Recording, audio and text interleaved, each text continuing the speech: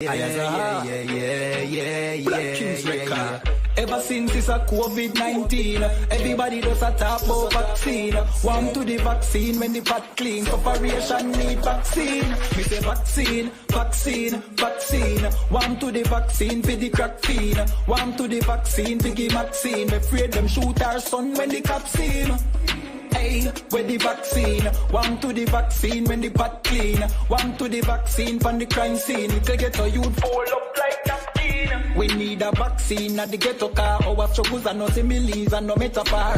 If you get a youth dream, if you get a car, buy a house, try make it out, no get so far. No live so long, we get vaccine. Get up people no want to no vaccine. If it's not a vaccine, we start cream and can live a better life and stop dream. For the youth, them way in a jail house, we still no get charged, can't get no bail out. We say vaccine, we fi make no see road quarantine. Cause we want to do that home. Vaccine, vaccine, vaccine. One to the vaccine for the crack fiend. One to the vaccine for the vaccine. We afraid them shoot our son when the cops see him. Hey, where the vaccine? One to the vaccine when the pot clean. One to the vaccine from the crime scene. Little ghetto youth fall up like napkin. We need a vaccine for real, cause some evil people them be will leaders. Foot power next time for you no ease off. Me no trust Babylon, we need a vaccine. For them stop, deceive the poor and every workplace start. Give people more vaccine. Me nah lie, we need the cure. For police stop, kick in with door. We need a vaccine for bust the aisle mill. Fi cut the pipe in, look how long I'll price drop, but JPS I give with some fuck we like Bill the whole out no fake. Yeah, yeah, yeah, yeah, yeah, yeah, yeah, yeah, yeah, yeah, yeah, yeah, yeah, yeah, yeah. Yeah, yeah, yeah, yeah, yeah, yeah, yeah, yeah. Yeah, yeah, yeah, yeah, yeah, yeah, yeah, yeah. UPK got the vaccine. Mr. General Yarn have the vaccine. General my man have the vaccine. Big Captain Mashak got the vaccine. Hey, Nayatap got the vaccine. Hey, Abada one got the vaccine. Hey, Akaya got the vaccine. Bakawar got the vaccine. Hey. Ever since it's a COVID-19, everybody does a talk about vaccine. One to the vaccine when the pot clean. Operation need vaccine. Me say vaccine. Vaccine.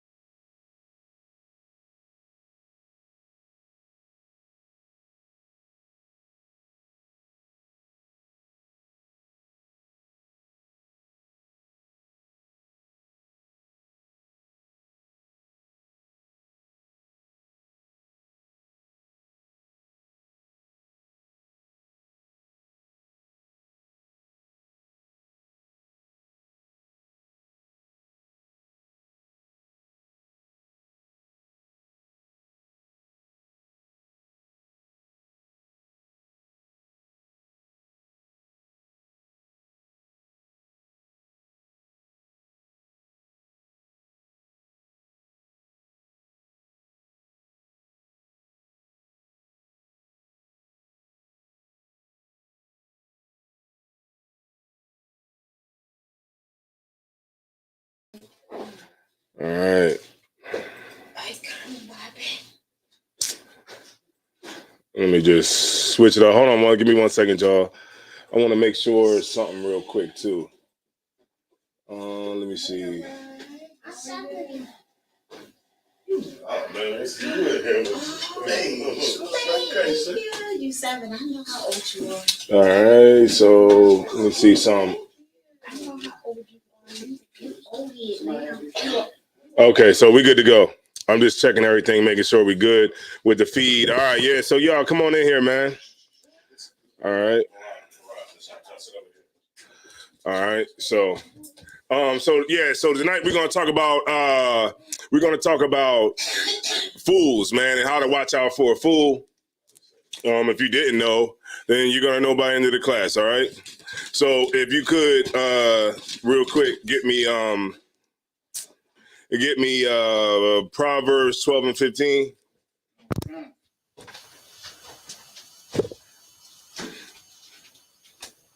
Let me get there with you real quick.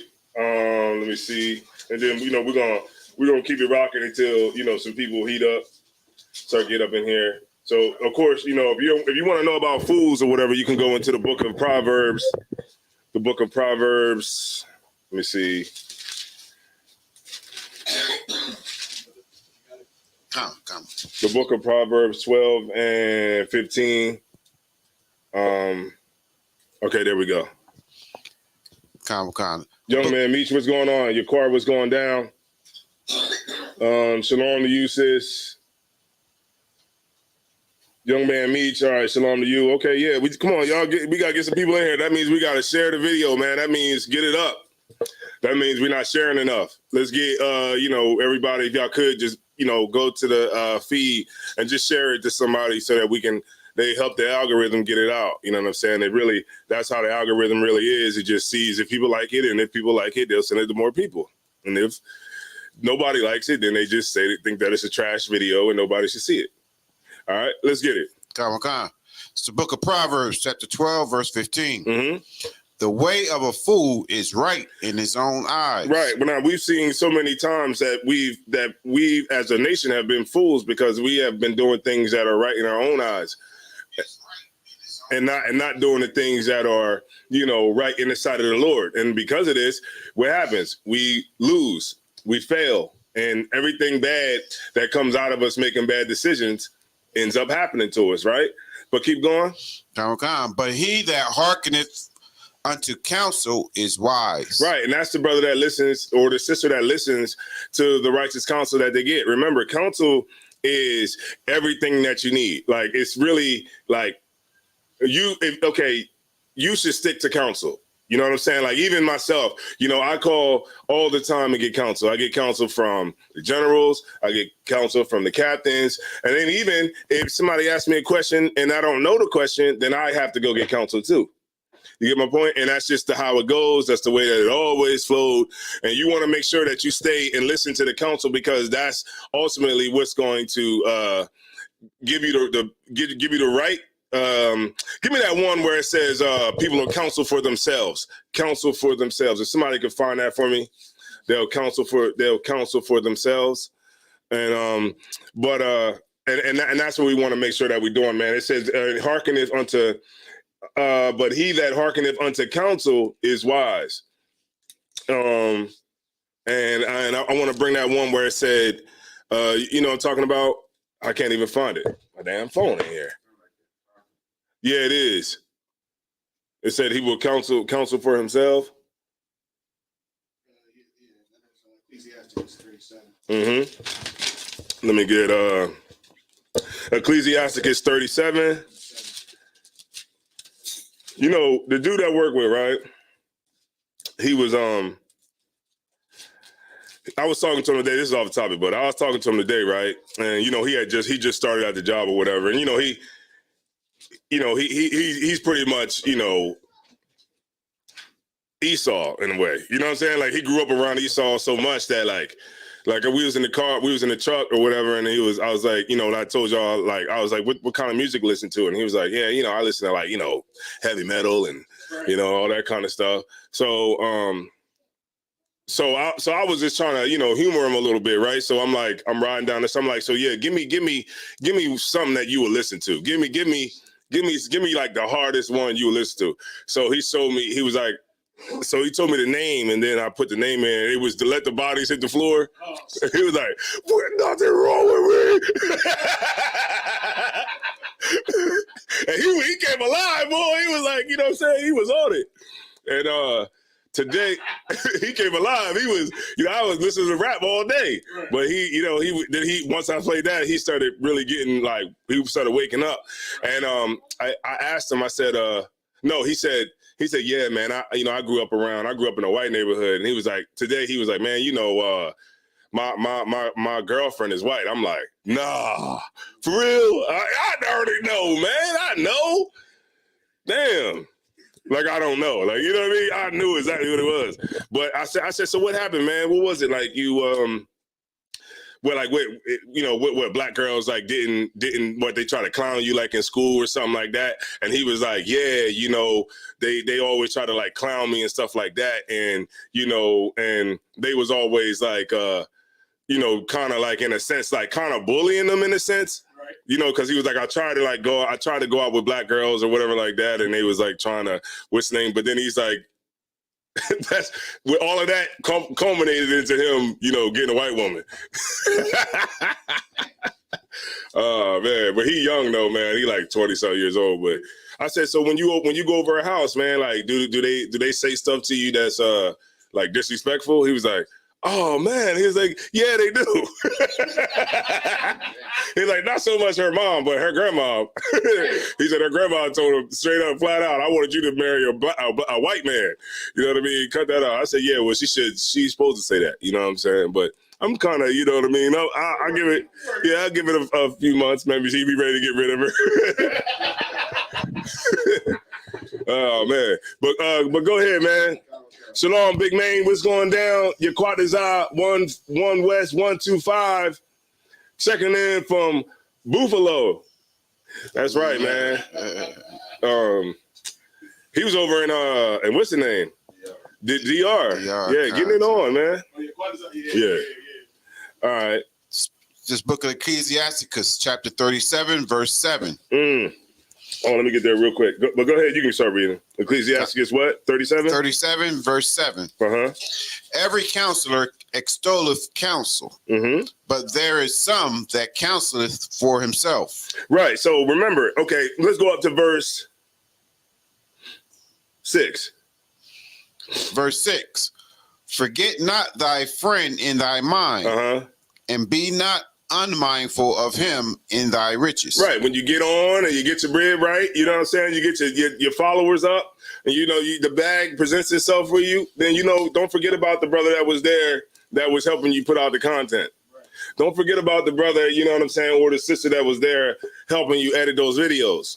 You get my point? Like when you get your hands on the bag, you don't want to forget about your brother or your sister. All right? Go ahead. Verse 7.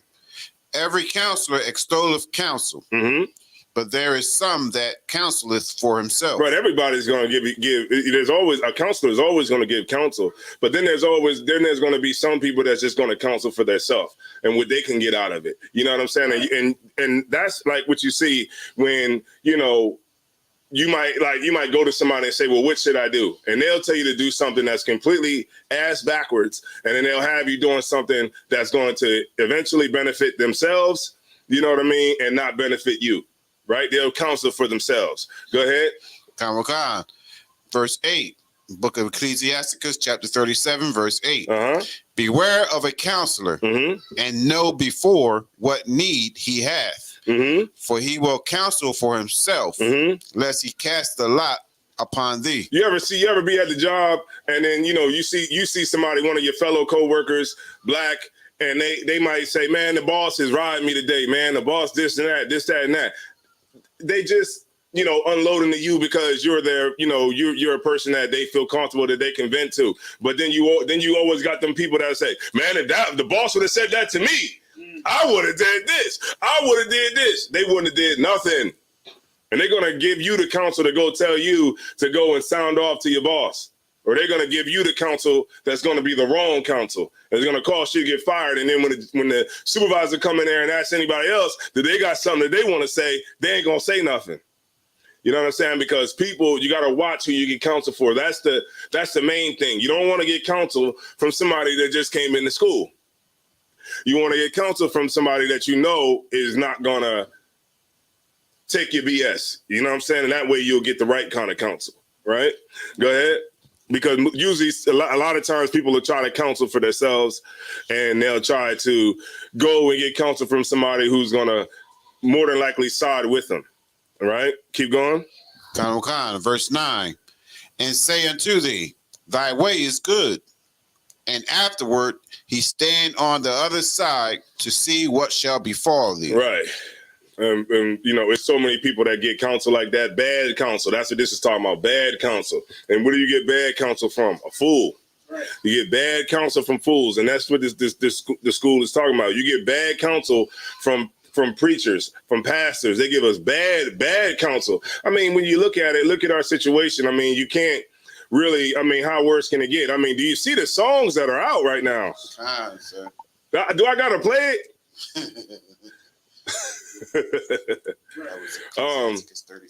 And this is what's going on, right? So keep going just a little bit more. Let's get a little bit more on it. This book Ecclesiasticus chapter 37 verse 10. Mm-hmm. Consult not with one that suspecteth thee, mm-hmm. and hide thy counsel from such as envy thee. Right. So you gotta watch who you talk to when you're getting counsel. You don't need to be getting counsel and telling somebody in the world about what's going on in school.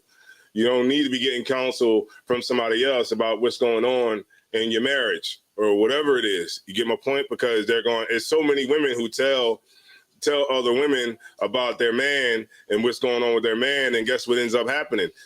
That person that you confiding in ends up having sex with your man, right?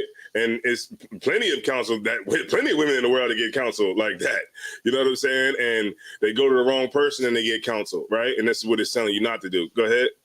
I wanted to point out something, if I could, and in verse 9, you know what I'm saying? It says, like what you're saying is like we got to watch out for people that's giving us bad counsel, and the reason why, if I may, it says, and say unto thee, thy way is good, and afterward he stand on the other side to see what befall thee. So yeah.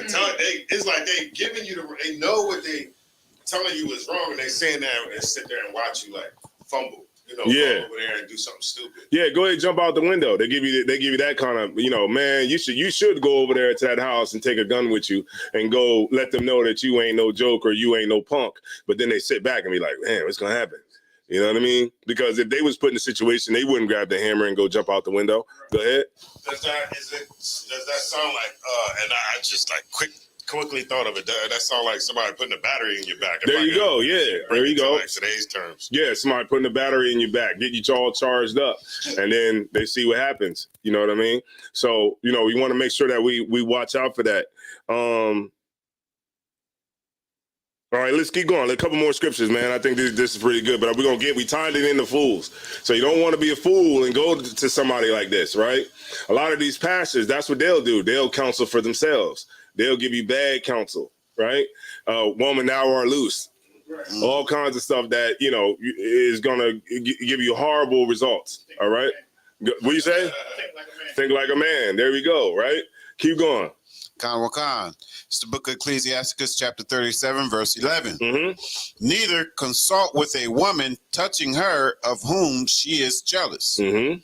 Neither with a coward in matters of war. Right, exactly. That's what we were talking about with jumping out the window. Don't go to him if something's going down. Go to a man that's not a coward, somebody that's going to give you righteous counsel, somebody's going to tell you to sit your behind down somewhere, you know what I mean? And get off of social media. Everybody needs somebody like that. All right, keep going. Nor with a merchant concerning exchange, mm-hmm. nor with a buyer of selling, mm-hmm. nor with an envious man of thankfulness, nor with an unmerciful man touching kindness. So it says concerning exchange, like meaning like all of these things are just saying like not to deal like with a person that's like a shicey type of individual in matters of business, in matters of war, concerning exchange, and definitely don't deal with a person that's envious of thankfulness. Somebody that does something for you because they want something in return. There you go. Right. Keep going. Nor with the slothful for any work. Right. Nor with an hireling for a year, of finishing work. Right. This is like people who are lazy. Like, why would you go to somebody that don't work and ask them and try to get counsel on how to work? Right. Why would you go and get counsel from, like, look at our parents, right? Our parents are, our aunts, uncles. I mean, I'm just going to jump out the window here. Our mothers are not rich, right? Our fathers are not rich. So why would I go to my mom to get counsel on how to be a millionaire? Right. What is something that you would not do? My mom could tell me, hey, get a job and go to work and everything like that. But she can't tell me how to get $1 million. You know what I'm saying? And that's what this is talking about. You gotta, if you're gonna get righteous counsel from somebody, then you gotta go to a righteous man. You know what I mean? If you're gonna get wisdom, then you gotta get under men that have wisdom, right? And you don't want to get under a fool, because if you get under a fool, then pretty much this is what you become by going to all of these different people and trying to get counsel from people that you shouldn't be getting counsel from. All right, keep going. Tamakan. Nor with an idle servant of much busyness. Of much business. Of much business. In 1 second. Salakia. Hearken not unto these in any matter of counsel. Dude, say that one more time. Hearken not unto these in any matter of counsel. Right, but so by doing all of these, you will be a fool. Right. And fools that deal with fools get foolish things that happen as a result, right? All right, this is really simple, okay? And give me a couple more scriptures going down to 12. Tamakan. Book of Ecclesiastes, chapter 37, verse 12. But be continually with a godly man, whom thou knowest to keep the commandments of the Lord. Right. So that's who you want to be. That's who you want to get counsel from. Keep going. Whose mind is according to thy mind. Right. I mean, we all have the same mind. So why would you go and get counsel from somebody from the world or a drug dealer? You wouldn't do that. Why would you go get counsel from, somebody who's not in here? Somebody that doesn't understand what it really means to be in the truth. You get my point? Like I can't go to a pastor and get, counsel about being a man in the truth or the struggles and everything that I have to go through. Why would I go to somebody that doesn't even understand my struggle or my fight that I fight every day? I would go to somebody who understands that. And that's where you would go to your peers. Sisters, you go to your peers. You know what I mean? And that's how you would get the righteous judgment, righteous counsel. Go ahead. Tamakan. And will sorrow with thee if thou shalt miscarry. Right. And right. And if you do happen to fall because of something that you did, then you got other brothers and other sisters around you that could be there to help you. All right. And feel that same, fall that you felt, they feel the same thing too. All right. All right. No sweat. So we could drop that. So let me get,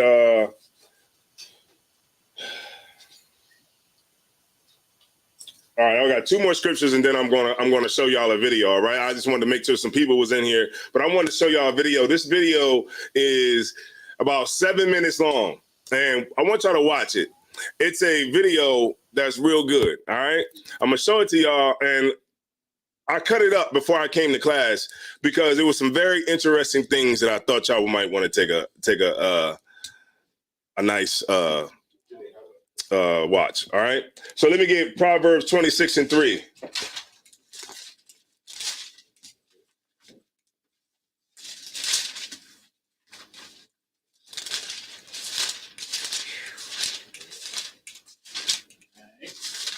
Proverbs 26:3.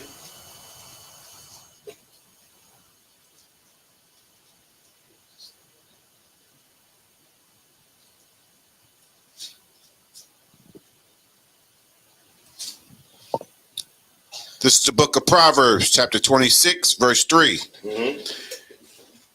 A whip for the horse. A whip for the horse, right? Because you remember a whip, a whip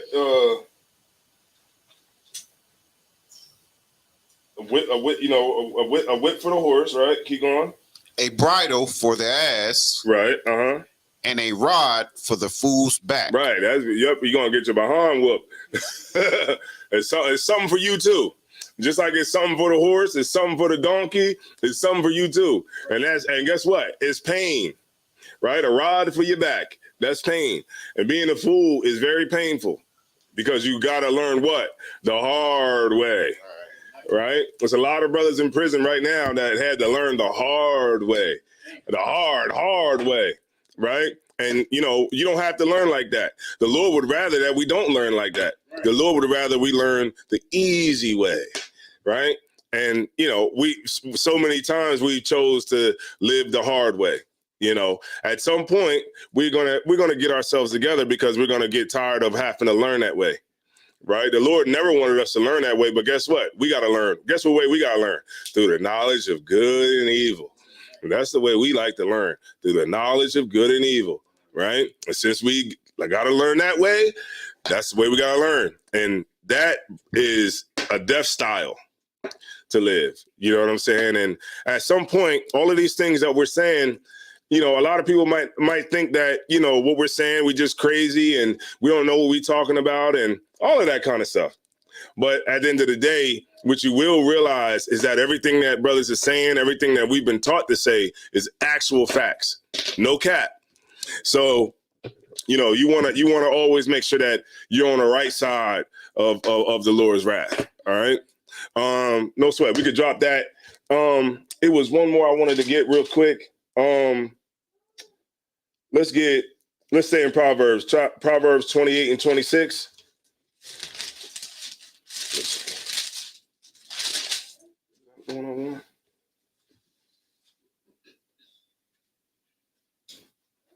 Okay, there you go. Yep, that's what I want. Proverbs 25 and 26. No, 28 and 26. 28 and 26. Then I'm gonna watch this video. I think we got enough people in here, but I think that is good, man. It's a pretty good video to check out. And then we'll come back, we'll talk about it. And we'll talk about the eerie similarities to what's going on. I'm not sure how old the video is, but it has a very good, you know, it's a video about Satan. Right, it's a video about Satan, but it takes, and I ain't gonna even talk about it. I'll let y'all just go ahead and hear it. All right, go ahead, you got it. Come on, sir. It's the book of Proverbs, chapter 28, verse 26. Mm-hmm. He that trusteth in his own heart is a fool. Right, we see what happens when we trust in our own heart. You know, Martin Luther King trusted in his own heart. You know, the Christian church, they trust in their own heart. The politicians, they trust in their own heart, and we trust whatever we feel. Right. And this is why politicians understand that black people are dumb and emotional, and they will appeal to our dumbness and our emotionalism.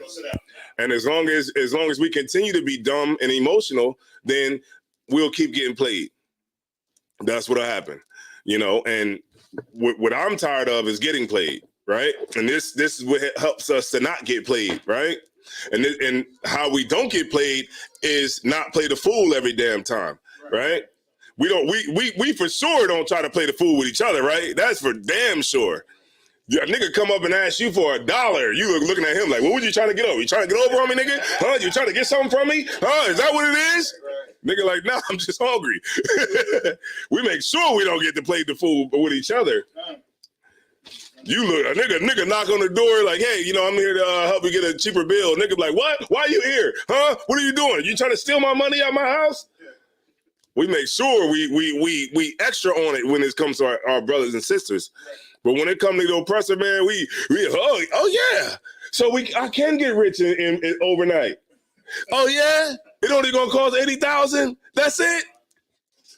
I can get some Miracle Spring Water for $19, and then it'll give me everything, all the stuff that I was asking for. You know how much of that Miracle Spring Water they done sold overnight? They done sold that Miracle Spring Water to so many foolish Negroes, man. All night, 4 o'clock in the morning. Miracle Spring Water. Look, I got this Miracle Spring Water, and I don't even got HIV no more. Like, damn. Right, so we want to the emphasis of this class is being a fool, and we're gonna take a break for this video, and then we're gonna come back and we're gonna talk about more about not being a fool. All right, so let's get it. All right, I'm gonna bring this up, and then I'm gonna mute my mics, and then I'm gonna come right back. All right, if y'all want to comment on it, and if you've seen it before, then it's cool, just watch it again. But if you haven't seen it, then it'll be a good watch. All right, here we go. let's talk about your reign. Now, you've had a fairly long one. What would you attribute to your success and popularity? Oh, that's easy. Every generation is the same. I appeal to their lust and ego. I offer all the sex, wealth, and fame a person could want. Do as thou wilt has been my campaign slogan from the start. And my campaign platform hasn't changed either.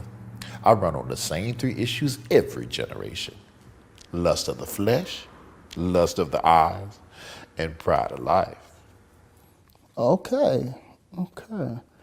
When you say lust of the flesh, what exactly do you mean? Come on now. What do I mean? Isn't it obvious? I just use humans' own innate physical desires against them. And since sexual desire seems to be the most powerful, I usually run with that.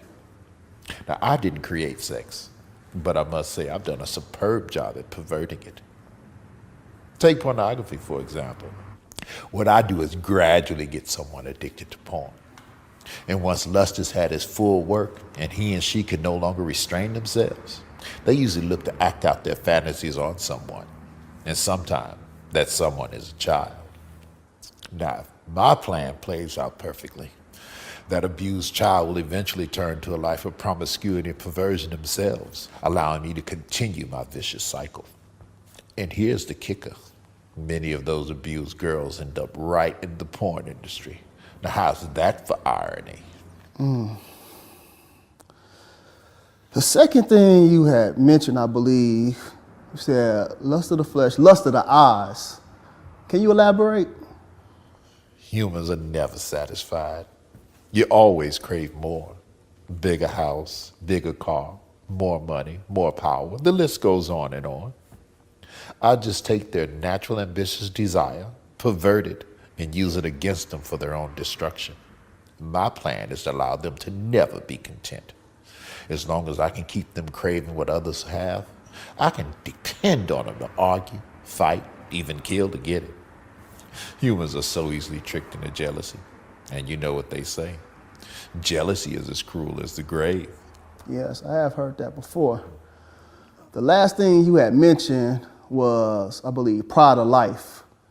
Now, how does this fit into your campaign platform? Humans are always on a quest for knowledge. I tricked the first humans to seek carnal knowledge over godly wisdom, and it's worked like a charm every generation since. With more knowledge comes more pride, and you know pride is my specialty. And since humans don't like to keep God in their wisdom, I'm able to seduce them with all types of things to help puff up their ego.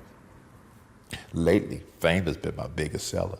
Who doesn't like attention and feeling more important than the next person? Once I make them famous, I can really use them to promote my agenda. With their help, I've convinced half of the world to not only accept sin, but to celebrate it. Do you know what has been my most enjoyable pride campaign to date? No, what? Well, my gay pride campaign, of course. Not only do I get the chance to promote your own self-destruction, I get to use God's logo, the rainbow, to do it. Love is love, right? My plan not only prevents you worthless humans from reproducing, it distorts the gender roles and allows me to bring all types of chaos and confusion upon your pathetic societies. It's been so successful, I've got men convinced they're women, and women convinced they're men, and some convinced they're no gender at all. And I've got 2 more Pride Initiative campaigns I'd like to introduce in the near future. First is abortion pride. Now, I think we can pull this off. Society is definitely ready for it. I've enlisted to help a Planned Parenthood to work with marketing and promotions. And all we'll have to do is silence the so-called abolitionists and pro-lifers, because the rest of the church doesn't seem to care. And second is pedophilia pride. Now, society might not be ready for this one just yet, so we'll hold off. I need to desensitize them a little more before we introduce it. Okay. Take black people, for instance. As a people, they're super spiritual, so I can't really convince them that there is no God. What I have been able to do as of late is convince them that he's not the God of the Bible. Now, I've been real successful at, and all we'll have to do is silence the so-called abolitionists and pro-lifers, because the rest of the church doesn't seem to care. And second is pedophilia pride. Now, society might not be ready for this one just yet, so we'll hold off. I need to desensitize them a little more before we introduce it. Okay. Take black people, for instance. As a people, they're super spiritual, so I can't really convince them that there is no God. What I have been able to do as of late is convince them that he's not the God of the Bible. Now, I've been real successful at promoting black consciousness and Islam in their communities. I'm so happy you mentioned black people. It seems as if we've been at the very top of your agenda for quite some time. Why is that? A few reasons. Black people help me reach the masses. Who better than black people? Black people possess all the natural rhythm and music ability that I need. And it's easy for me to influence them with money since so many of them grew up without it. Another reason I target black people is because they're strong mentally and physically. If black men were to ever find their identity in Christ, I'd be in trouble. So I try my best to destroy the black family structure and keep black men away from his family and the church. Drugs and incarceration are a couple of my more popular means. Without the head of the household present, I can become the head and influence the children without too much resistance. My question is, what role, if any, does your administration play in this black-on-black crime epidemic? Well, as great as my administration is, we can't take all the credit for this. Black people help us tremendously. By aborting so many of their babies, they allow us to bring death to their communities. As the Bible says, they sow the wind and reap a whirlwind. When implementing all of these policies, do you ever face any resistance or pushback? And if so, from who? One group in particular try to oppose every policy I try to implement. I would be so much further along in my agenda if it wasn't for them. Really? So what group is that? They're a real thorn in my side. Every generation, they come together and try to dismantle one of my signature policies. Now, I've convinced half of the world that Jesus didn't exist and the other half that he wasn't divine. But I can't seem to convince them. They seem hell-bent on telling everybody about him and spreading his message. And some of them believe he's coming to unseat me in this generation. Crazy, huh? I'll tell you, those idiots are really messing with my legacy.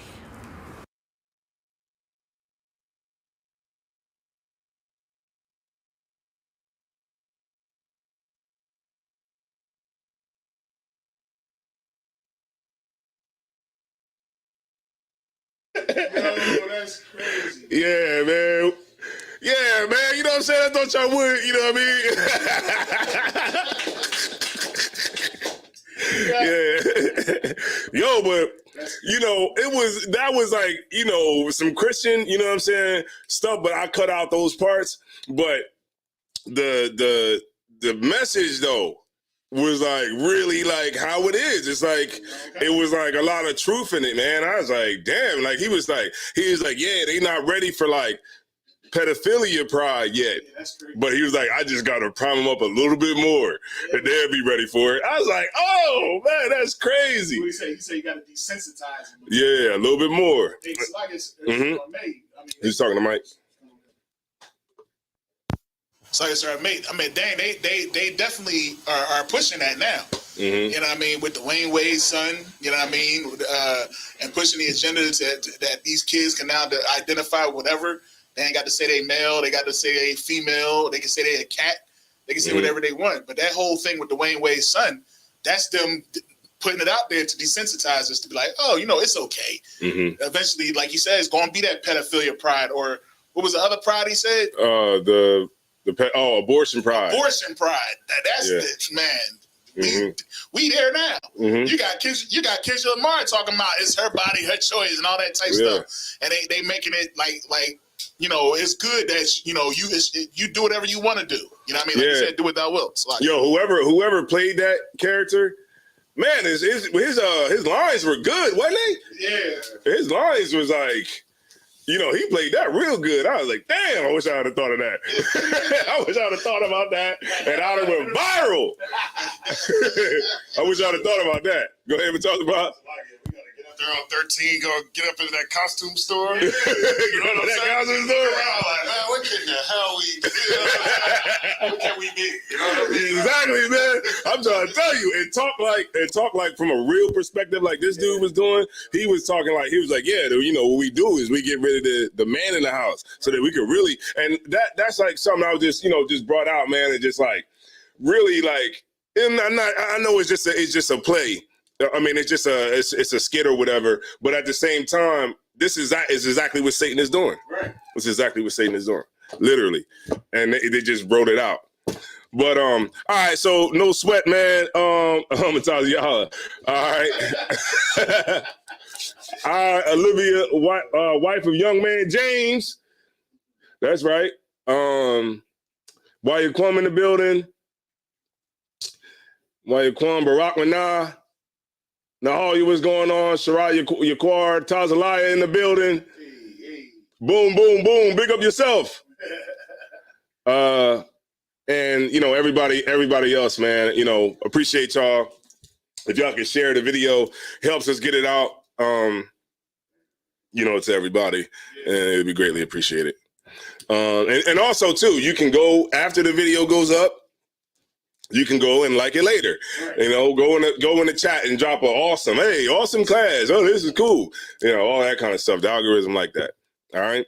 So boom. All right. So let me get 2nd Ezra 7 and 6, because remember, we can't keep listening to fools, because at the end of the day, our reward is on the line. And you don't want to shake yourself out of your reward because it's on the line. Let me see. 2nd Ezra 7 and 6. Let me get it real quick. 2nd Ezra 7 and 6. I'm there. All right, this is the book of 2nd Ezra, chapter 7 and verse 6. Because I'm just going to set it up. Because remember, you know, we don't want to, you know, play the fool. These pastors, they play us for the fool, and guess what they're doing at the end of the day? They're shaking you out of your crown. Right. They're shaking you out of the things that you are going to get, and you know that the Lord has promised for you. You know what I'm saying? Like listening to TV, listening to the news, listening to social media. All of that stuff is there. That's Satan's tools, right, to shake you out of what you're supposed to get. Right? You leave the truth. It's the same thing. Go ahead.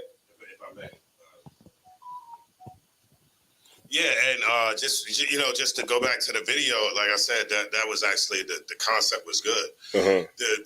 The crazy thing that I noticed is Christianity touched on all these good points, but failed to mention that Christianity is the reason why a lot of people believe in the homosexuality, the stuff like that, because they're not saying it's wrong. Right, exactly. Yeah, they're not saying it's wrong. Because they don't say it's wrong, that's why we got NAMBLA. What is it? North American Man-Boy Love Association. Man-Boy Love. What the hell is that even allowed to proliferate? And then it's a whole lot more. I got a list of literally a bunch more. So it's like a society been primed for a long time. There's a documentary out there, I think you've seen it because I played it in here, but it was like Chicken Hawk. Yeah. Where it follows a pedophile, and it shows his like how he thinks when he interacts with kids. Yeah. So he goes in front of the ice cream shop, and the kid he's just standing there. You know, he got the cameraman on him, and the kid just come out like, "What up?" You know, keep going, like, man, what up? You know what I mean? Keep going. He's like, see, he totally was into me. You know, he's just so nice and just so innocent, and you know, he just wanted to be loved. Like in his head, because that little boy said, "What's up, y'all?" He kept going. It's like, coming. He wanted to totally be loved. Yeah, you know, the pedophilia, it definitely is coming. It's crazy. It's definitely coming. Because look, you okay, if they say, if a pedophile says that, hey, I'm born this way, then who is America to say that they shouldn't be recognized as a sexuality? Right. They're already talking about the they're already bringing up the conversation over in like Europe and things like that. They're already bringing out the conversation, and they already know, you know, that the goalpost has to be moved, because if you say that these people were born from that other community, were born this way, and you say that, and we got to respect them, and then these people say, hey, we're born this way, and you got to respect us, and if it keeps on going down the line, you're just going to move the goalpost a little further. So who are we to say? Who is America to say, rather, that a pedophile is not born that way? You know, born liking children and being attracted to children. So how can you say that you can't respect their claim to that they were born this way, and you can respect everybody else's? Right. So then the goalpost gets moved, and then it gets ushered in. That's all it is. All right, let's get it. Let's get about this crown that we're going to get. It's the book of 2 Ezra, chapter 7 and verse 6. Mm-hmm. There is also another thing. Mm-hmm. A city is builded and set upon a broad field, and is full of all good things. Mm-hmm. The entrance thereof is narrow. Right, so this is talking about the kingdom of heaven, man, like with the path that is going to take you to get to the kingdom of heaven, all right? Let's keep going. And is set in a dangerous place to fall. Like as if there were a fire on the right hand, and on the left a deep water. Right, so this is the path that you're going to have to take. It is going to be death on both sides, all right? Keep going. And one only path between them both, even between the fire and the water, so small that there could but one man go there at once. And that's just showing you how narrow the path is. That's showing you how narrow the path is. Only one man can go at a time, right? This is how we build the school. We don't build the school like, you know, you look at like the Christian church, that path is wide. That's a wide gate, right? Joel Osteen is a wide gate, you know, but here in the school, what do? We build one brother at a time, one sister at a time, maybe two sisters, maybe two brothers at a time. You know what I mean? And we definitely, you know, and that's how we build up the school. That's how we build brothers and sisters up. All right. Keep going. If this city now were given unto a man for an inheritance, if he never shall pass the danger set before it, how shall he receive this inheritance? Right, meaning that, you know, if this city were now given to a man for inheritance, if he never shall pass the danger, then how shall he receive the inheritance? Right. So like, I'll hang that out the room real quick, but you know what? And one thing that I noticed when you read that scripture is, and it's not multiple ways to get to God. I've been hearing that nonsense lately too. Like, it's multiple ways to get to the same God. Like, whether they'll put it to you like this: whether you go through Islam, whether you go through Buddhism, whether you go through Christianity, we still all going through different routes to get to the same God. And that is not the truth. Right here, it's very specific on what you're talking about, the kingdom of heaven, and how, you know, there ain't multiple ways to get in there, but also that it's very specific who's going down this road to get into this gate. Because, you know what I mean? Remember, you know, in Revelations it say, you know, Judah's at this gate, and you know, the 12 tribes is, you know, the 12 tribes of the nation of Israel. So it's very specific on who's getting into heaven. Salakia. Right, who's getting into each gate? You want to say something? I just want to say, like, that's one thing that they'll say is that, and then another thing they'll try to come in and say, well, y'all have a whole lot of people. You know what I mean? It seemed like look at the church. The church is packed with people.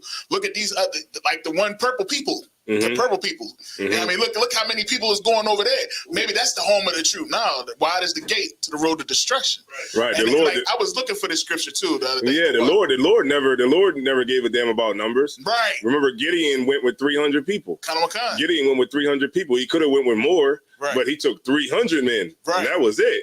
Right. You know what I mean? The Lord don't give a damn about numbers. Remember, he even told David not to even number the army of Israel. Right, because okay, when you put your strength in numbers, like meaning that, you know, you go out to a camp because it feels safer. It feels safer if you go out to camp with 50 men. It feels safer. You could get reckless and talk how you want if you're going out there with 50 people. But that's not what the Lord requires of you. The Lord don't give a damn if you got 50 people at camp. You can go out there with the bare minimum, which is 5. You go out there with the bare minimum for camp, and that's that. And you can prophesy to a multitude. Right. You know, the Lord never gave a damn about numbers and none of that, because what was really going on, like, okay, so why did David want to number the children of Israel? Kazakawa.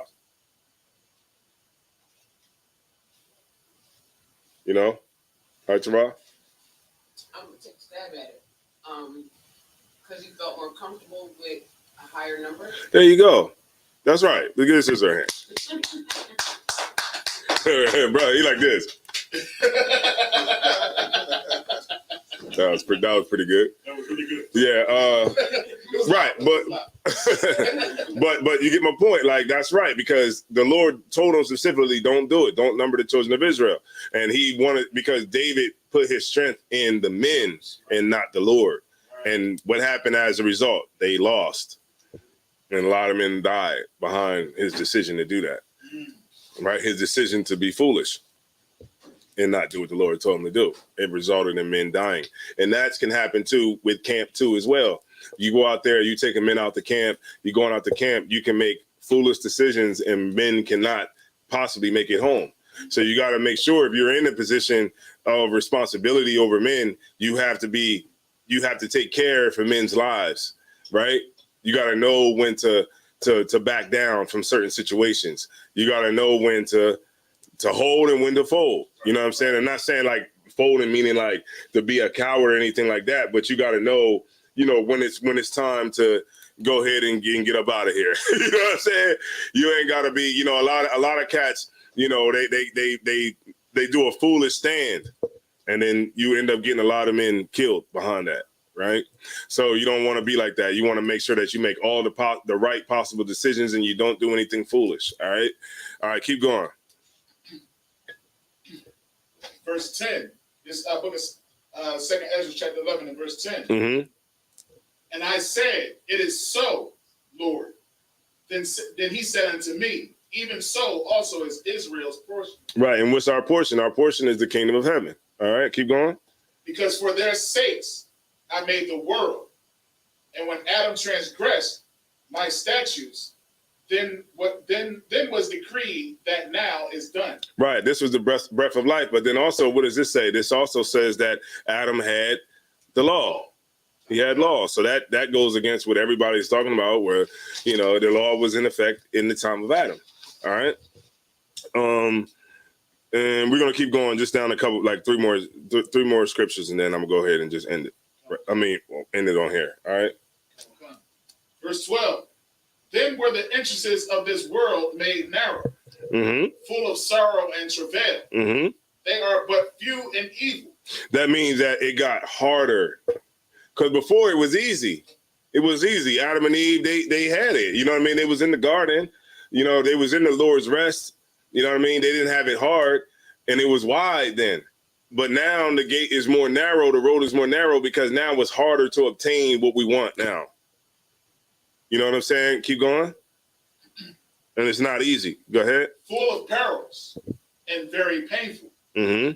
For the entrances of the elder world were wide. Yeah, they were wide. And short. Mm-hmm. And brought immortal fruit. Mm-hmm. If then they that live labor not to enter these straight and vain things, they can never receive those that are laid up for them. Right, meaning that if we don't endure, then we won't get back to our rest. You know what I'm saying? Give me Hebrews 4:4, I believe it is, and we won't get back to our rest that we had, that we've been trying to get back to. That's all we've been doing, really, when you think about it. That's all we've been doing, is just trying to get back to rest. You know, can you read that? I think that's it. It's the book of Hebrews, chapter 4 and verse 4. For he spake in a certain place. Oh, yeah, that's it. Of the seventh day on this wise. Right. What was the seventh day? That was the rest, when the Lord rested.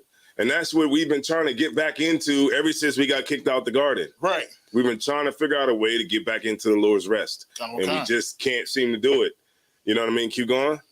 And God did rest the seventh day from all his works. And in this place again, if they shall enter into my rest, seeing therefore it remaineth that some must enter therein, and they to whom it was first preached entered not in because of unbelief. Right, because remember, Adam got what he should have done. You know what I mean? He knew it, but what happened? Eve went out and she did what she did, but Adam came behind her and followed her. So what do we have to do now? Adam has to watch Eve now. Right. Adam has to watch Eve now. Right? That's why I said that the woman's desire will be to her husband. Why? Because if you leave, you know why so many men are Jehovah's Witnesses? Because your wife answered the door. Good night. God. You was at work and your wife answered the door. Right. And you came home and she was like, oh, well, I let the, Jehovah's Witnesses came in today and they told me some good stuff about Jehovah. And they want us to come down to the temple, the temple meeting, the hall meeting. Right. And now he's like, okay, well, I guess I'll check it out.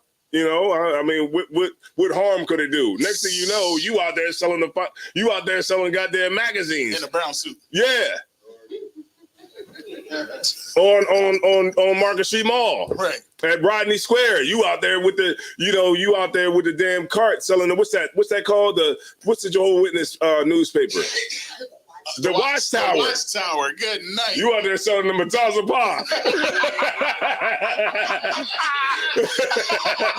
and then when it's the Watchtower, right? Your name is Watchtower. Yeah, you out there selling the Mataza Pie. Yeah. That's funny. Because you Oh, snap. Yeah. All right, let's go ahead. Oh, I think that was it. Oh, yeah, got with Kai. St. Ezra's? Yeah, that was it. All right, so let me just get a couple more, then I'm going to go ahead and end it, man. Second Ezra 1 and 35. Let's get that. Let me see that. I'm going to see that real quick. Is that, no, I'm talking, what I want. Yeah, Second Ezra 1 and 35. Kind of Makai. Let me see where it's at. Salakia. All right, so this is us. Okay, let me keep going. This is the book of Second Ezra, chapter 1 and verse 35. Your houses will I give to a people that shall come, which not having heard of me yet shall believe me. That's us. Ooh, Second Ezra 1 and 35. Now this is a future prophecy about, before, you know what I'm saying? And remember, okay, don't let these apologetics or whatever, apologists or whatever, try to tell you that everything's been fulfilled. Right. Mataza Pop pointed something out very, very interesting. Matter of fact, let me show you real quick. All right, I don't want to. Let me not go from this. Let me finish this, and then I'll go to what me and Mataza Pop was talking about. All right, so keep going. So the Lord said that houses that these Israelites are in now, that He's going to give it to somebody else. Keep going. To whom I have showed no signs, yet they shall do that I have commanded them. Right. Did the Lord show any of us in here any signs? Did we? I mean, not saying like we the signs meaning like how you should come into the truth and things like that, but have we saw like the magical stuff from Egypt, the past? Yeah. Right. Did we see the sea ever go like this? Right. We never seen the sea go like that. We never seen like a damn, pillar of a cloud lead us out of America. We've never seen none of those things, but yet and still we believe. Keep going. They have seen no prophets. Yet they shall call their sins to remembrance and acknowledge them. I take to witness the grace of the people to come, whose little ones rejoice in gladness. And though they have not seen me with bodily eyes, yet in spirit they believe the thing that I said. That's us right now. we've never had the, you know, we never, you know, we didn't see Peter, or we didn't get a chance to like really see Peter and Paul and all them. We didn't get to see them. You know, we didn't get to, we didn't have like that luxury, but we still somehow believe. Somehow we here. Somehow we're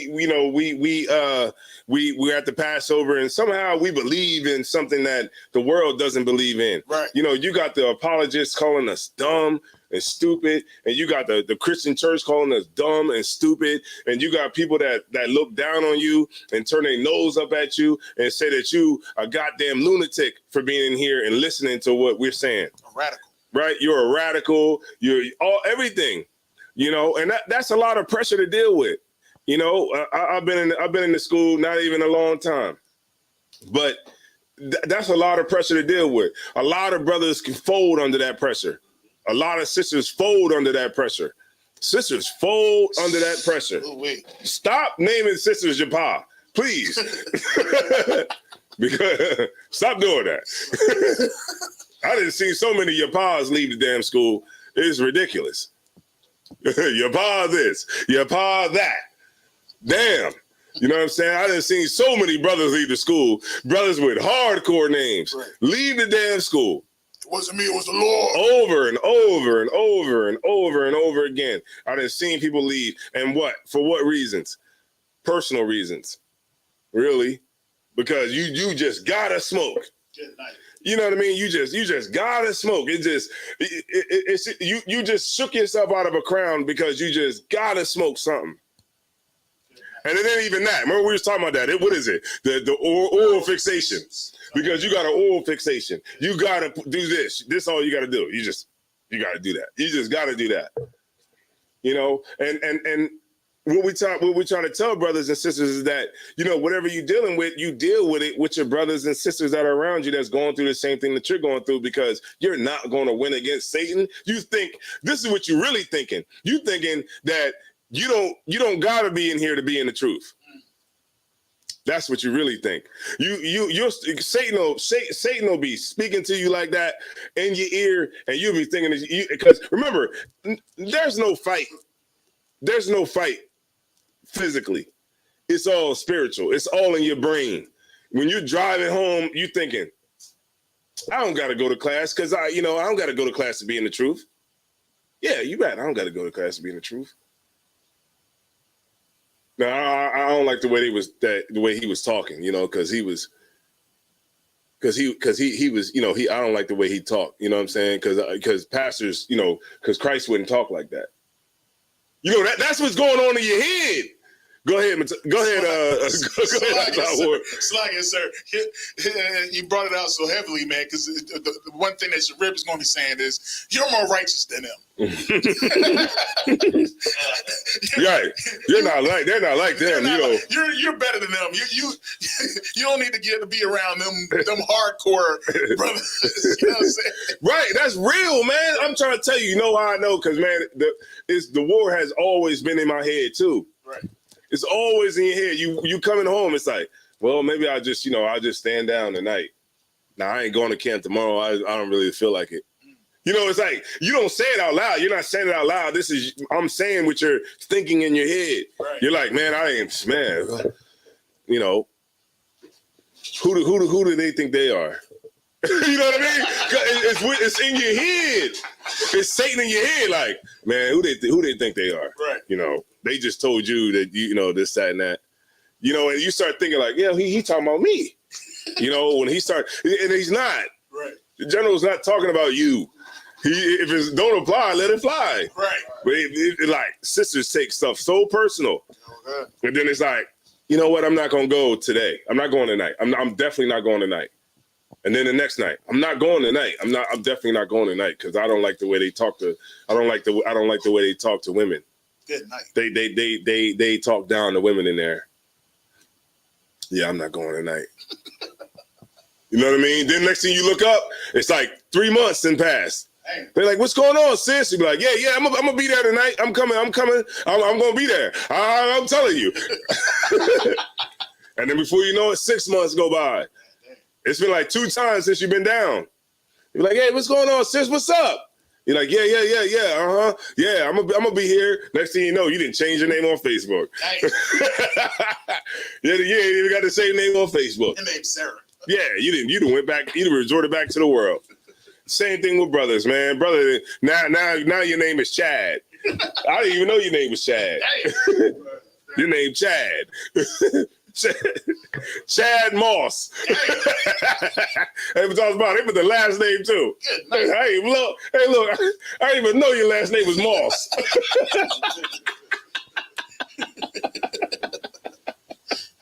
God damn. Hey, I didn't even know your last name was Moss. But it is because you left. Because you didn't let Satan get in your head. You didn't play the fool. You didn't let him shake you out your crown. And you a damn fool now. Because now, guess what? It's 10 times harder to come back. You know why it's 10 times harder to come back when you leave? Because of pride. Ain't that what we were just watching? Pride. Because you got to start from the bottom when you come back. Niggas can't start from the bottom. They don't know who want to start from the bottom. It's just better to just stay where you at, and then you could be a general. You just don't, you can be whatever the hell you want. Your name is Judas Maccabeus now. Yeah. And that's what it is. A sister. Yo, my name is Ahazatara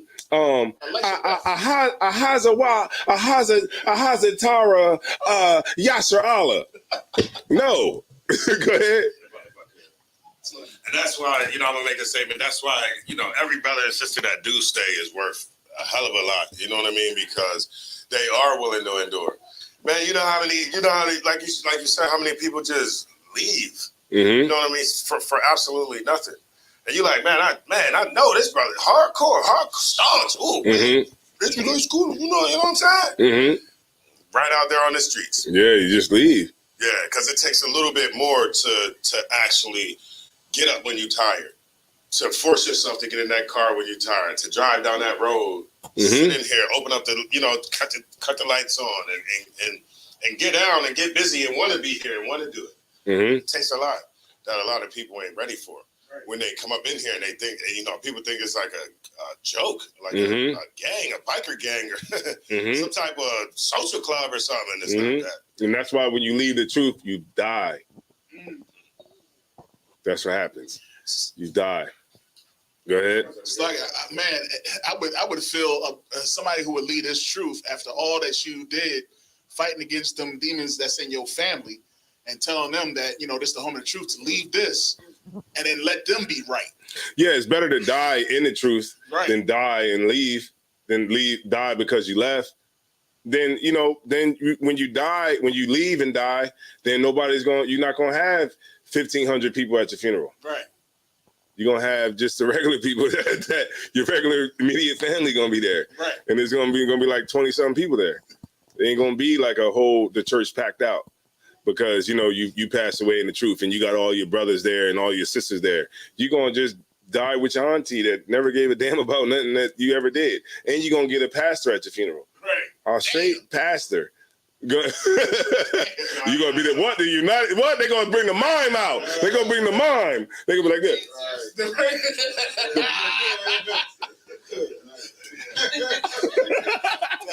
gonna bring the mime out on you. Right. They're gonna bring the mime out on you. Oh man. Right, and right, you're right. Yaquar, these classes help you daily, and I'm so thankful for every brother and sister in ISUPK. Most high in Christ. I'm gonna post that comment. I'm gonna post that. All right. So and that's what happens. As long as you keep that in the back of your mind, man. Look, man, if I leave here, the Lord's gonna kill me. Then you'll be in a position where you'll have the best possible outcome because you don't want to look at it like, well, I'm alive and the Lord is always going to be with me. You want to look at it like, well, the Lord wants to kill me and now I got to give him a reason to keep me alive. Right. And if it is you come in here, then that'll be what it is. Go ahead. I think people think, what I mean? Like we got an option or something, to serve the Lord. Like there is no option. Mm-hmm. You have to serve the Lord or you die. Mm-hmm. You see what I'm saying?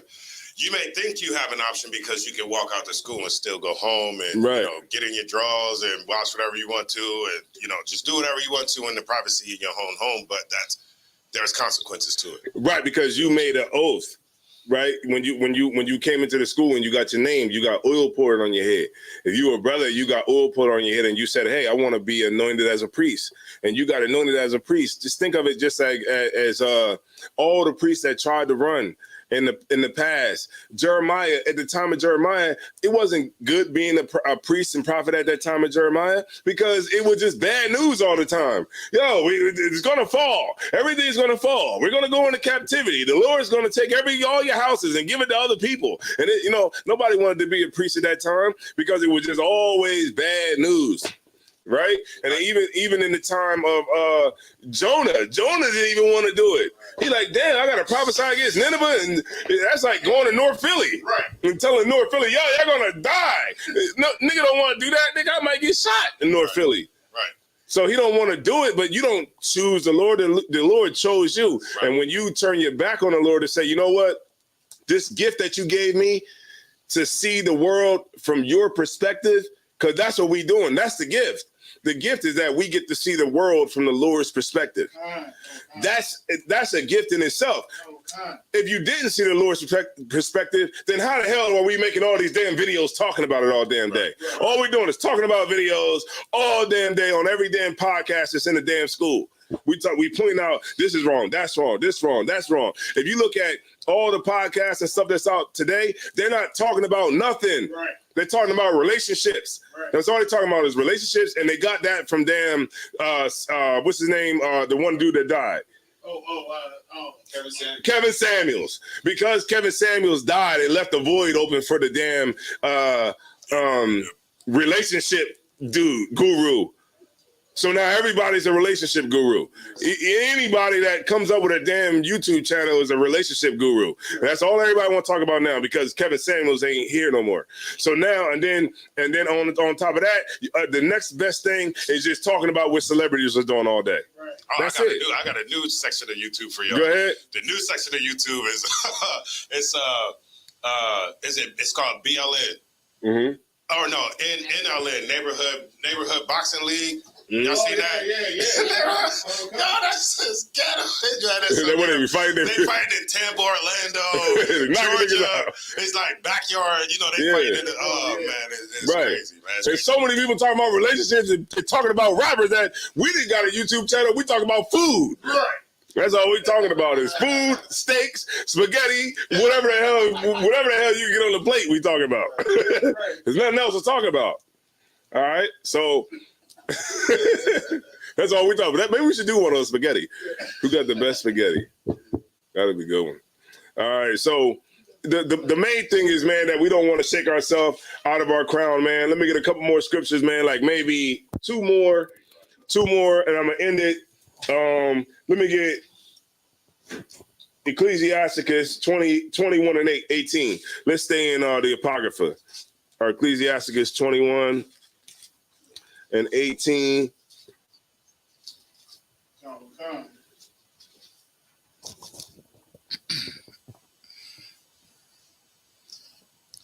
You ready, sir? Uh-huh. This is the book of Ecclesiasticus, chapter 21 and verse 18. As is a house that is destroyed, so is wisdom to a fool. Right, because everybody think they know something. Look, these apologists, they coming up now. And that's why I'm telling everybody, man, make sure you're studying. Make sure you're studying. Make sure you're good to go. These apologists are trying to come up against Israelites. And what they're trying to do is they're trying to catch you unprepared. All right? Now, do you necessarily have to be up on the podium to get caught off guard? Absolutely not. Right. You can get caught out in the world. A sister, you could be at your slavery talking to somebody who might be an apologist, and they will make you look stupid if you're not paying attention. Right. All right? Yeah, them apologists are like them cats like Vocab Malone and all them other stupid cats that's out there. And guess what? They run, on the black apologists, they run right to the white man. Right. Run right back to him and tell him all the ways that they... let me tell you something. I thought about this morning, right? Share this with y'all. I thought about this morning. I'm so for black people that even Muslims, I'm gonna side with Muslims over the oppressor. Mm-hmm. You know what I'm saying? A 5%er. I'm still gonna, even though we don't agree, I'm gonna side with that 5%er over the oppressor. The problem with these like Christians and apologists, they side with the oppressor over me just because we got a difference in ideology. Right. When it should be, you side with me anyway. Right. Like I don't like Nation of Islam. I will side with the Nation of Islam over any oppressor any day, even though we might have a difference of ideology. The conscious community, Egyptologists, I don't give a damn what it is. Whatever you are in, and if you're one of us, then I'm going to side with you over any oppressor any day. That's real brotherhood. Because these guys, they'll be like, they run back to the oppressor like, they said this, the Israelites said that. Oh, the Israelites said this. He like, oh, what did they say? Oh, what did they say? What did they do? Tell me. Let's play the video. He said Jesus is black. Yeah, and then they do it. It's so hard to watch. You know, it's really so hard to watch. But it's really hard when I see black women do it. Like watch black women do it, and they act so submissive when they in front of like the oppressor. Like, so what happened? They be like, well, I was at a camp. It's like, why don't you never talk to brothers like that? Why didn't you talk to the brother that was like that at the camp that you was, yelling at the top of your lungs over trying to yell over the microphone? You gotta be crazy to yell over a microphone anyway. I don't know. But a woman is a reflection of her man, even if he's not there. Right? So think about a woman who comes at a camp. She's a reflection of her man. I can literally, everything that I need to know, I know. Because why would you, if the Ku Klux Klan was doing a rally downtown Wilmington and I was walking by, I wouldn't give a damn. Actually, we have a lot of common ground. You don't want me, you don't want your wives with me? I don't want my wives with you. Right. You don't like me? I don't like you. We got a lot of common ground. You know what I mean? But I'm not gonna be sitting there on the mic. I mean, trying to yell over some cat with a hood on his head, over the mic. No, I'm not trying to do that, because it really doesn't matter. But if a sister is doing that, then and she's getting in grown men's faces, then that just shows everything you need to know about the man that she has. Because obviously, she does not respect him, and she feels that she can go up and talk to be in grown men's faces. You don't understand how dangerous it is out here. Just like them sisters who go out there for Black Lives Matter, be on the line and getting bricks thrown in their face by the police and getting knocked the hell out and their teeth busted out their damn face because they want to be on the front line trying to fight for something when they should be at home with them damn kids. Go ahead. I got a prime example. It was a video that was circulating where they was up in the New York subway, and the girl was getting smart with the dude. Mm-hmm. And he like, yo, man, chill and all that. You know what I mean? Chill. And she just couldn't stop. Mm-hmm. Got all up in his face. Just like, until he was like, ah. That's what she was like, oh. Yeah. It's real. You can't be just getting up in nobody's face like everybody just gonna be like, oh, man, that's a woman. Nah. There's some people out here that's gonna be like, what? You just touched me, or because she touched him, or this, or you know how people on them subways, man, be trying to, you embarrassed, but you trying to keep it going. No, I'm good. She's just messing with the dude, and then the dude just gave her five across her face. Uh-huh. Ah! Like you see this hand right here? You see this hand? It got to go across, and then you ever see across the lips? Yeah, but you see like when it's rebuilding up, like you ever see them slap competitions? Yeah. Like dude be like this, like dude be like this, like if you size it up, you be like this, like. She's still talking though. She's still talking. You like.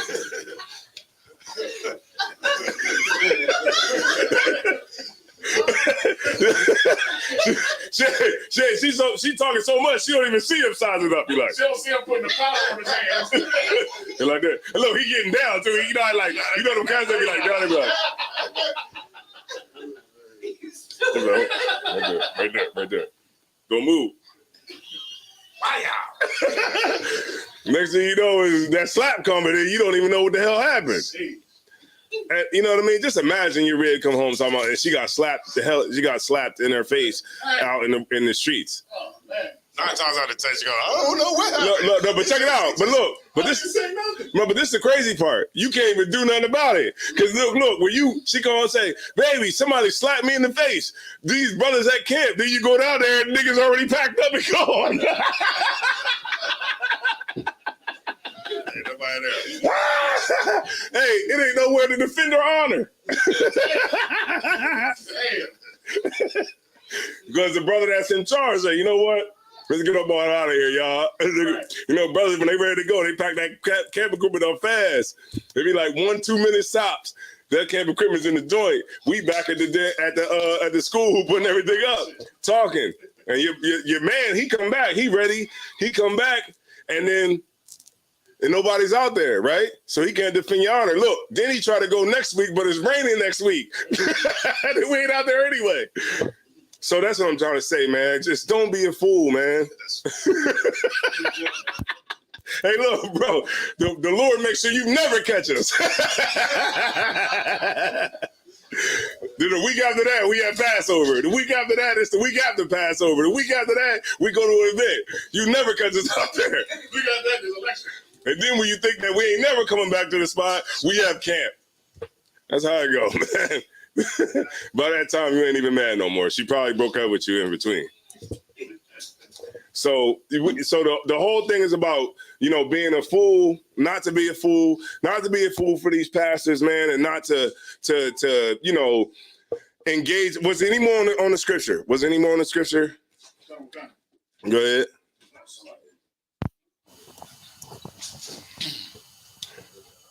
Yo, hey, they bring the toy. The toy come across the floor. They fall in the room like they fall.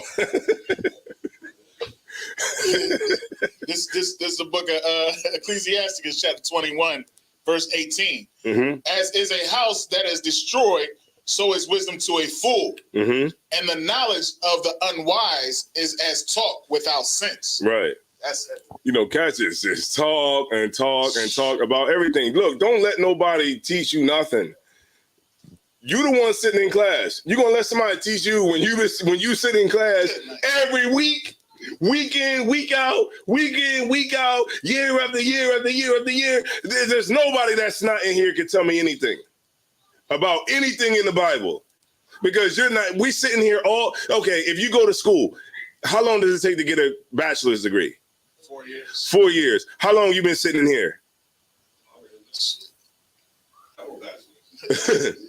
You've been sitting in here for at least 4 years, right? Yeah. You're sitting here 4 years. You got a bachelor's degree in the Bible, and you gonna let somebody that smokes weed, that sit home and watch YouTube videos, tell you something about the Bible? You's a dummy if you do that. Go ahead. It's like, I got a brother that lives on the street that thinks he knows the Bible. Right. I'll entertain the fool. Right. I'll entertain you. What you think you know? But you're never going to try to tell me anything. Right. You know what I mean? We're just going to not agree. Right. You know what I mean? But then it's that weak nigga or that weak sister that come in here and you let somebody that's not even in here that didn't even put in none of the work that you put in shake you out of the school. And now you sitting home with them. And they got nothing to offer you. Go ahead. It's like, if I may, and the crazy thing is, we the only people that actually read the Bible. You know what I mean? Nobody reads the Bible. Your Christian pastors don't read the Bible like that. These people that's on the street, nobody reads it, but they always go by he say, she say. And what they was, because you could tell because some of the things that they say, you know what I mean, that they don't read. When we come in this class, we actually tell you, get your precept book out, get your pens out, get your Bible out, read what's actually being said. But these people out in the world, they go by with Pastor so-and-so, Pastor Porkchop done told me this, and this is what, that's why they could come out and say things like this is the white man's book. Or that's why they could come out and say, well, you know, you's a slave if you following what's in the book. But daggone it, you go to school, how you know math? You know what I'm saying? So it's just like, you know, it cracks me out how people who never read the book can sit here and try to tell us about the book. Right. That's crazy. And they do. They do, man. They got YouTube channels everywhere. Yep. YouTube channels everywhere. And it's just, everybody just got that. That's why I watch debates. I watch them and just to see what's going on. Watch them. All right. Let me see.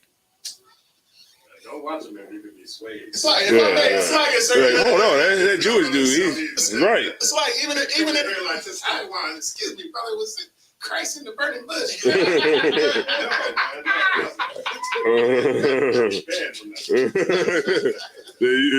yeah, it was Christ in the burning bush.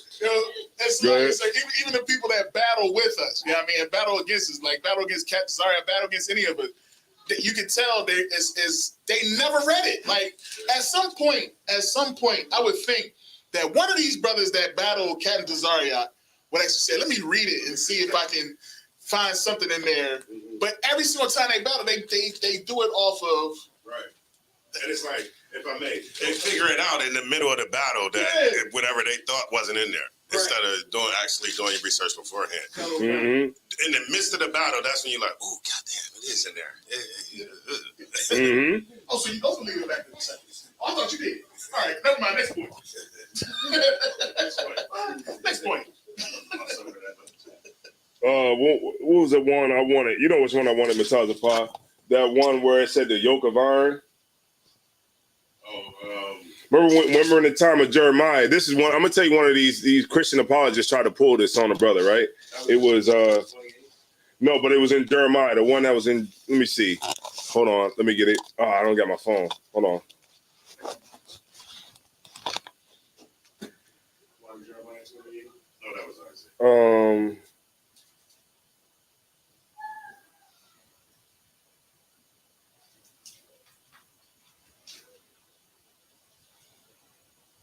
Okay, I think I got it right here. Jeremiah 28:12. That's what it was? Yeah, Jeremiah 28:12, right? Jeremiah 28:12. No, the one where it said yokes of iron. It says, "For thus saith the Lord of hosts, the God of Israel, I have put a yoke of iron upon the neck of all these nations." Yeah, that's yeah, that's it. That's the one I want. That's what? What's that? What is that? 28 and Jeremiah 28 and 14. 14. That's the one I wanted. So, and I want you, Isaiah, to go to Deuteronomy 28 and 48. Now I'm gonna show you something real quick, right? So this is what these cats try to do. They try. No, I'm gonna read that one. I'm gonna read him first. Go ahead. This is the book of Deuteronomy, chapter 28 and verse 48. Therefore, shalt thou serve thine enemies, which the Lord shall send against thee in hunger and in thirst and in nakedness. Y'all here? Y'all with him? All right, go ahead. And in want of all things. And he shall put a yoke of iron upon thy neck. Right. So these Israelites, man, they saying that this is they try, they saying we try to show the pictures of the iron coming across our neck. You know what they show? The pictures we show. Right. They're saying what? They trying to do all that. But go ahead, Mataza Pa, read what you got. This is what they try to come with. Go ahead, Mataza Pa. Jeremiah chapter 28 and verse 14. For thus saith the Lord of hosts, the God of Israel, I have put a yoke of iron upon the neck of all these nations, that they may serve Nebuchadnezzar, king of Babylon. So we had the yoke of iron on our neck there. So is this prophecy fulfilled? No. But it just said it though. Deuteronomy came before Jeremiah. Deuteronomy said that we would have the yoke of iron around our neck, but in Jeremiah it said that we did get the yoke of iron around our neck. So was the prophecy fulfilled and it's over with? Why? But you have to prove it. But you have to prove it. Go ahead. Would it be because it says until he have destroyed thee? No. Because remember the Christian is coming out at camp. He's saying, they're saying Deuteronomy 28 and 48 is saying that you got a yoke of iron around your neck. We try to say that it's when we show the pictures of the Haitians, we show those pictures of us having a yoke of iron around our neck. We showing that as to be what we're going through now. But they're saying, wait a minute, hold on. In the book of Jeremiah, it said that we would have what? Could you read it one more time, Mataza Pa? and that's verse 14. It says, "For thus saith the Lord God of hosts, the God of Israel, I have put a yoke of iron upon the necks of all these nations." So was that fulfilled? Go ahead. Could we go to Jeremiah 27 and Okay. 7? What it say? Where it says, and all nations shall serve him and his sons. Talking about Nebuchadnezzar.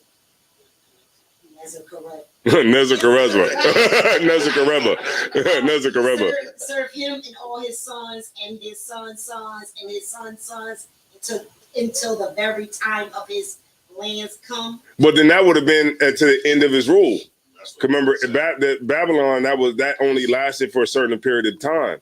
So what they're coming with is they're saying that this prophecy already been fulfilled. So what we're saying is invalid because this prophecy already been fulfilled. It said it in Deuteronomy that we would get the yoke of iron around our neck, and then in Jeremiah it said that we had the yoke of iron around our neck. So what are we talking about now? We on the street saying that we got the yoke of iron around our neck, and we're today. The Haitians had the yoke of iron around their neck. We show pictures and all that kind of stuff on our signs. So they said that this is already done and over with. So what we're saying is non-valid. Go ahead. Well, it's like what about the ships? Right. That's on it. But I'm talking about specifically the yoke of iron. What is a yoke of iron? What does it mean when they say that? Would that be Mm-hmm. Would that be like a snare, like a trap? No. Okay. Something like slavery. Right. You on it. Right. But give me what I want. Yoke of iron. What's the yoke of iron around your neck mean? We're not controlled. Right. Do you right? But y'all not giving me exactly what I want. They hit me home. Bondage. Right. Bondage. But what kind of bondage? Mental. You're right. But I think Matazapod just said it. What do you say? I said hard bondage. Right. The yoke of iron really means the what kind of bondage is going to be. Because remember, we got the yoke of this, the yoke of that, the yoke of this, the yoke of that, all through the scriptures.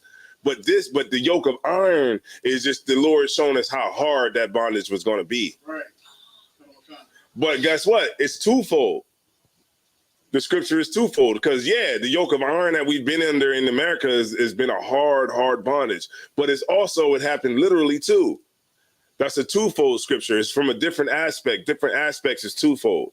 Right? Keep going. Go ahead, Matazapod. Yeah. And another thing where they forget is that. Oh, I'm gonna. But you about to give it up? No, I wasn't going to give it up. Oh, don't give it up. Yeah, I'm gonna give it. I'm going because remember we were talking about it the other day. No, but you wanted to say something. Go ahead. I'll leave it alone. You about to give it up. Matazapod. Hey, Matazapod was about to give it up. I was gonna give just an aspect. Okay. Okay. But they're too studious. So. They waiting for him to get one syllable. One syllable, and then everybody gonna get it. Yeah, but like now everybody's just right. Cut it short. Yeah, you're right. Bondage. Right. That's what it's talking about. It's talking about the level of bondage. When it says that the Lord says, "I'll put the yoke of iron. I'm going to put the yoke of iron around you." He's talking about how hard that specific bondage is going to be. And in this time of Jeremiah, we went into captivity in the time of Jeremiah. When you read the book of Jeremiah, it's the Lord presenting his case, the case that he wanted to lay out like a lawyer or a prosecutor. A prosecutor. The Lord is laying out his case against Israel. And he's saying, this is why you're going to go into captivity, because you was serving idols. You was doing this. You was doing that. And this is what you were doing. And the Lord is laying out his case in Jeremiah of why we're going to go. But the Lord is saying, and you're going to go under Nebuchadnezzar. You're going to serve under him, right? And then when you serve under him, it's going to be with the yoke of iron. And if you go against that, then you're going to die by the sword. But you can live under this captivity, and you can have sons, and you can build houses, and you can do everything there, and then you'll live. But you're going to serve Nebuchadnezzar. That's exactly what's going on today. Every prophet at that time that tried to come up and say, hey, the Lord said we can get free, the Lord killed him. because we were going against those false prophets were going against what the Lord wanted. The Lord wanted us to be in captivity because of what we were doing. Go ahead. You want to say something? No, I'm listening. Go ahead. You want to go? He didn't got the light bulb went on. Go ahead. No, I'm probably not there.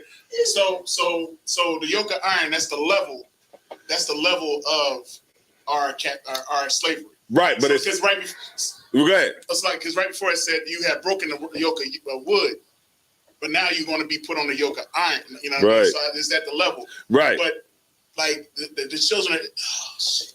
Nah, but you want it. How we going to be tried by fire? Right. But Mataza Pa, when I was talking to Mataza Pa gave the best scripture right away, and I was talking to Mataza Pa about it, and he just dropped the scripture. I said, damn, that's 100% right. You go ahead, Mataza Pa, go ahead and bring it out. Let's go back to Deuteronomy, the 28th chapter, right? This is how you kill the apologist. This is how you kill. Let's go up to 28 and 45. Their issue is they're saying this cannot be y'all because the yoke of iron was already fulfilled. They're saying that this can't be us because the yoke of iron was already fulfilled in Jeremiah. But just go up 2 verses. So we go up, what, 3 verses? Right there. To 45. What it say? It says, this is the book of Deuteronomy 28, verse 45. Moreover, all these curses shall come upon thee, and shall pursue thee, and overtake thee, till thou be destroyed, because thou hearkenest not unto the Lord, unto the voice of the Lord thy God, to keep his commandments and his statutes, which he commanded thee. And they shall be upon thee for a sign and for a wonder, and and upon thy seed forever. Wait a minute, the time of Babylon. Forever. The time of Nebuchadnezzar. Forever. See that? So even though they say the yoke of iron was on our neck in the time of Babylon, did we keep on breaking the commandments? Damn right. So what does that mean? That the punishment is going to be? To this day. And to the next one. And then you break it, it's going to be to the next one. Right. You break it, it's going to be to the next one. And go ahead. And then now we're here in America, and it's still the next one. That's what it is. Go ahead, Mataza Pa. If I may, one thing to point out is it said that everything in 28 was going to be the curses is for a sign and for a wonder. Right. So if that yoke of iron was a sign then, now we see it now. We see it today. We see it in those books. It's a sign. It's a wonder. These Israelites sinning. They sinning. Guess what? And they getting punished right now. You know what I mean? You could tell where the Israelites. You could tell where the Israelites are at in the earth based on Deuteronomy 28. Right. Exactly. And there you go. So what did I say all this for? And I'm gonna end it right now. But I said all that to say this, man. Don't be a fool. Right. Listen to what brothers is teaching you. Study your text. Study what you got in the scriptures. Study. Follow your precept book. Write everything down. If you got any questions, bring in the class. And this is what it's about. Because guess what? If you're not prepared for that, they're going to try to make you look stupid. Right. All right. Go ahead. Can 28 and 20 Deuteronomy 28:29 also be a precept? What's that? It says, "And thou shalt grope at noonday, as the blind gropeth in darkness, and thou shalt not prosper in thy ways, and thou shalt be only oppressed and spoiled evermore, and no man shall save thee." That's right. There you go. Because they try to make it, them apologist cats, they try to make it look like everything's been fulfilled already. And now we're just under the blood of Jesus, and it doesn't matter that we going through what we going through. No, don't let nobody ever try to take away our pain and suffering that we had to suffer in America. And I seen what's it called? A debate, man, where this Jewish cat was just trying to just minimize everything that was going on with black folks, man. It was just hard to watch. But, I had to do it. You know what I mean? But at the same time, you learn and you get the understanding by coming to class and learning and asking questions so that you don't get caught out there, man, and get played for the fool. All right. And with that being said, we're the Israelite School of Universal Practical Knowledge. And with that being said, I'm going to call up Precinct Officer Mataziala.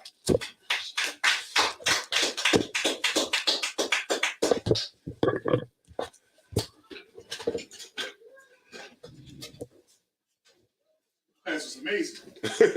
like this. It was all right. I got you right now. All right. ISUPK security announcements. Rules for new brothers and sisters. When a new brother or sister comes into the school, they're off limits for 6 months. They are to be saluted only. They are here to learn and share themselves on the world. They need transportation, the teacher will arrange it. After 6 months, if a brother or sister has an interest in a particular person, they are to seek counsel from the heads. Tithe, which is a commandment. Numbers 18:21, Malachi 3:8-10, means 10th in Hebrew, ma'ashra. That's 10% of every penny of any increase the Lord gives you. Priest funds, free will offering for the priest. It's not mandatory. It's whatever amount you like to donate. Upcoming holy convocations, we have the Feast of First Fruits, which will be held in Smyrna on Monday, May 29th, before sundown. The service starts before sundown. Right. I believe the service is. If you can read more about that in Leviticus also. Leviticus 23rd chapter. And if anyone wants to be a trooper in the school, start wearing all black boots, shirt, pants, headband, and scarf. With that being said, men of Israel, Imagine. Men of Israel, Imagine Shabbat. Imagine. Rock. Yahweh Hashem Yahushua Barakatham. Yazmatah, SARS means turn. Sister Imagine, we're going to get a sister courtesy salute. Men of Israel, Imagine Shabbat. Imagine. Rock. Yahweh Shema Alatham Hashem Yahushua. Yazmatah, class dismissed.